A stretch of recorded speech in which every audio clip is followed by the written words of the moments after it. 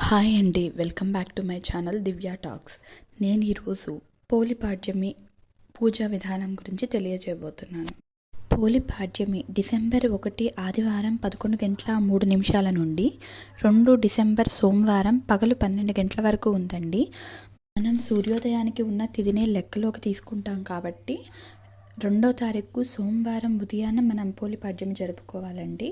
పాడ్యమి రోజున ఉదయాన్నే సూర్యోదయానికన్నా ముందే నిద్రలేచి ముందుగా ఇంట్లో దేవునికి దీపారాధన చేసిన తరువాత తులసమ్మ దగ్గర శుభ్రం చేసి ముగ్గు పెట్టి దీపారాధన చేయాలి. ఆ తర్వాత పసుపు కుంకుమ తులసి చెట్టు మొదలు అదేనండి కాండం ఉంటుంది కదా, అక్కడ రాసి పసుపుతో గౌరమ్మను చేసి పూజించాలి.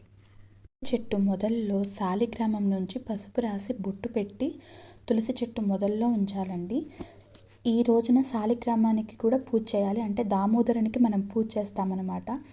మనం దామోదరాష్టకం ఇలా ఏమైనా చదువుకొని పూజించాలండి. ఈ నెల మొత్తం పూజ చేయలేని వాళ్ళు కూడా ఈ పాడ్యమి రోజున ఒక్కరోజు పూజ చేసినా ఆ నెల మొత్తం దీపాలు వెలిగించినంత పుణ్యం వస్తుందండి. పాడ్యమి రోజున ఎన్ని ఒత్తులు వెలిగించాలి అంటే నెల మొత్తానికి కలిపి 31 ఒత్తులండి. గౌరమ్మకి 2 ఒత్తులు, గంగమ్మకి 2 ఒత్తులు కలిపి మొత్తం 35 వెలిగిస్తాము. ఇది ఇంటిని బట్టి కూడా ఉంటుందండి. ఒక్కొక్కళ్ళు 30 ఒత్తులు 31 ఒత్తులతోనే వెలిగిస్తారు. అది మన ఆచారాన్ని బట్టి మన సాంప్రదాయాన్ని బట్టి మనం వెలిగించుకోవచ్చు. 31 వెలిగించినా 33 వెలిగించినా 35 వెలిగించినా దోషమేం ఉండదండి. ఈ దీపాలను అరటి డొప్పలో వెలిగిస్తాం కదండి.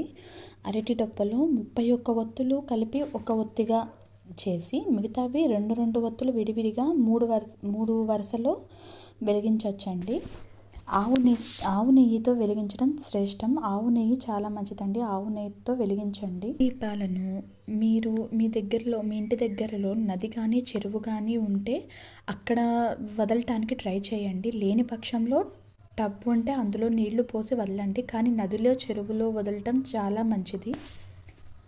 ఆ తర్వాత గంగమ్మకి నమస్కారం చేసి కుదిరితే స్నానం చేయండి, లేదంటే నీళ్లు తలపై చల్లుకోండి. తర్వాత ఇంటికి వచ్చిన తర్వాత ఒక 5 ముత్తైదువులకి పండు తాంబూలం ఇవ్వండి. ఇలా పండు తాంబూలం ఇవ్వటం వల్ల చాలా మంచిది. ఈ రోజున అందరూ పోలిని తలుచుకొని దీపాలు వెలిగించాలి. మనం పూజని ఆడంబరం కన్నా ఎంత భక్తి శ్రద్ధలతో చేశామనేదే భగవంతుడు చూస్తాడు. మనం ఎన్ని ఒత్తులు వెలిగించినా దోషాలు అలాంటివి ఏం ఉండవండి. మనస్ఫూర్తిగా దీపాలు వెలిగించండి. ఈ ఒక్కరోజు మాంసాహారం మానేయండి. ఆ పరమేశ్వరుని కృపా కటాక్షాలు ఎల్లప్పుడూ మనందరిపై ఉండాలని కోరుకుంటూ ఈ వీడియో అంతేనండి. మీ వీడియో మీకు నచ్చితే లైక్ చేయండి, షేర్ చేయండి, సబ్స్క్రైబ్ చేయండి.